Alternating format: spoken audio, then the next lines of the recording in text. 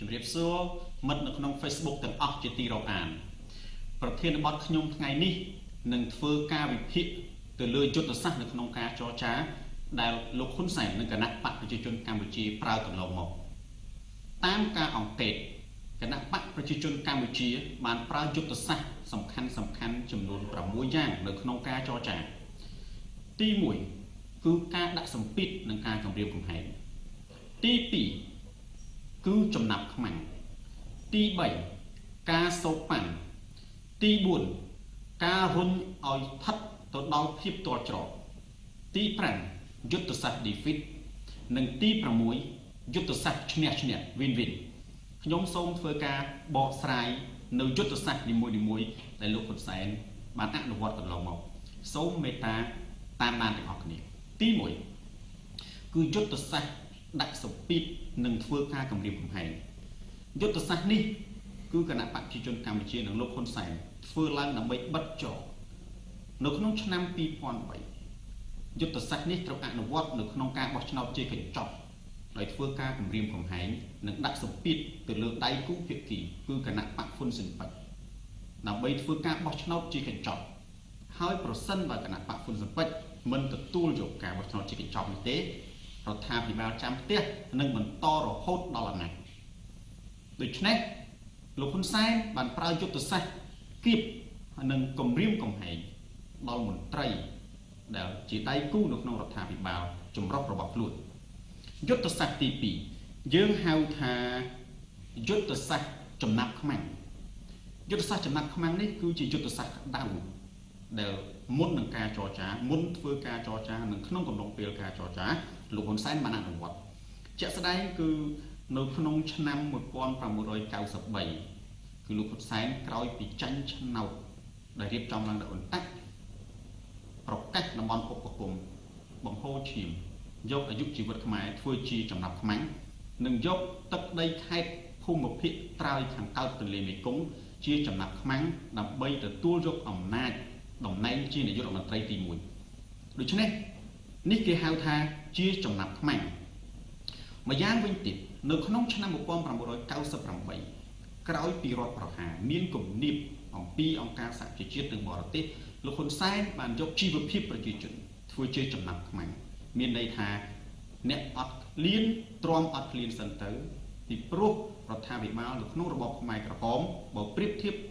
ជាមួយរដ្ឋាភិបាលនៅក្នុងបច្ចុប្បន្នគឺប្រសើរជាងដូច្នេះបើធ្លាប់អត់គឺយើងអត់សិនមិនជាបញ្ហានេះគេហៅថាយុទ្ធសាស្ត្រចំណាប់ខ្មាំងយកទឹកដីនិងអាយុជីវិតប្រជាជនខ្លួនឯងធ្វើជាចំណាប់ខ្មាំងយុទ្ធសាស្ត្រទី3គឺគេហៅថាយុទ្ធសាស្ត្រសោកប៉ាន់គឺការផ្ដោះប្ដូរនៅទូនីតិអំណាចតំណែងនិងបុណ្យស័ក្តិដែលគាត់ច្រើនធ្វើជាញឹកញាប់ជាមួយនឹងគណៈបកហ៊ុនស៊ិនប៉ិចដៃគូរដ្ឋាភិបាលទី4គឺការរុញឲ្យទាល់ច្រកការរុញឲ្យទាល់ច្រកនេះគឺយុទ្ធសាស្ត្ររបស់លោកហ៊ុនសែនបើកទូលាយឲ្យមានការតវ៉ា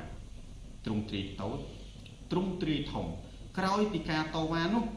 គាត់បានសិក្សាអំពីថាតើទំហំនៃការតវ៉ានោះមានទំហំតូចឬក៏ធំប្រសិនបើទំហំតូចគាត់ចំអកថាមនុស្សពី3ដំបងស្វាមិនអាចធ្វើអ្វីបានប៉ុន្តែប្រសិនបើការតវ៉ានោះកាន់តែរីករាលដាលទូទាំងប្រទេសគឺរុញឲ្យដល់ច្រកយកលេសបង្កអំពើហិង្សាដោយប្រការណាមួយដើម្បីបង្ក្រាបហើយផ្សព្វផ្សាយថារាល់បាតកម្មនឹងបង្កើតឲ្យមានអំពើហិង្សាជាលេសដើម្បីបញ្ចប់នៅរាល់ការជួបជុំយុទ្ធសាស្ត្រនេះគឺប្រើនៅពេលបច្ចុប្បន្នគឺចាប់ពី10អ្នកឡើងត្រូវត្រូវបំបែកដោយផ្អែកទៅលើការបង្ហូរឈាមនៅផ្លូវបេងស្រីហើយខ្លាចបាតកម្មរីករាលដាលទូទាំងប្រទេសដូច្នេះពេលដែលរុញដល់ច្រកបធូឃើញសភាពការមិនល្អក៏ខ្ទប់ហើយក៏អនុវត្តយុទ្ធសាស្ត្រទី1វិញគឺការគៀបសង្កត់និងគម្រាមកំហែងគៀបសង្កត់តាមរយៈប្រើកម្លាំងដើម្បីឲ្យដៃគូភាគីរត់ទៅចូលតុចរចានេះគឺជាយុទ្ធសាស្ត្រកន្លងមកឯចំណែកយុទ្ធសាស្ត្រទី5យុទ្ធសាស្ត្រ defeat និងយុទ្ធសាស្ត្រឈ្នះខ្ញុំនឹងលើកយកមកនិយាយនៅក្នុងវគ្គ2នៃការវិភាគនេះពីព្រោះយុទ្ធសាស្ត្រ defeat និងយុទ្ធសាស្ត្រឈ្នះនេះគឺជាយុទ្ធសាស្ត្រដែលលោកហ៊ុនសែនប្រើដើម្បីរំលាយគំនិតរចនាសម្ព័ន្ធខ្មែរក្រហមនិងរំលាយគំនិតដៃគូភាគីនៅក្នុងរដ្ឋាភិបាលដូច្នេះ យើងគួរកំណត់សម្គាល់ឃើញសន្ទរកថាសំខាន់ដែលបញ្ជាក់ថាលោកហ៊ុនសែនគឺស្ថិតនៅក្នុងភាពដដែលមិនមានការផ្លាស់ប្ដូរដូចជា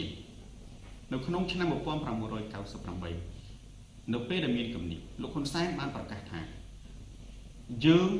ពីខ្មែរក្រហមមកអត់អីស៊ីឥឡូវនៅតែ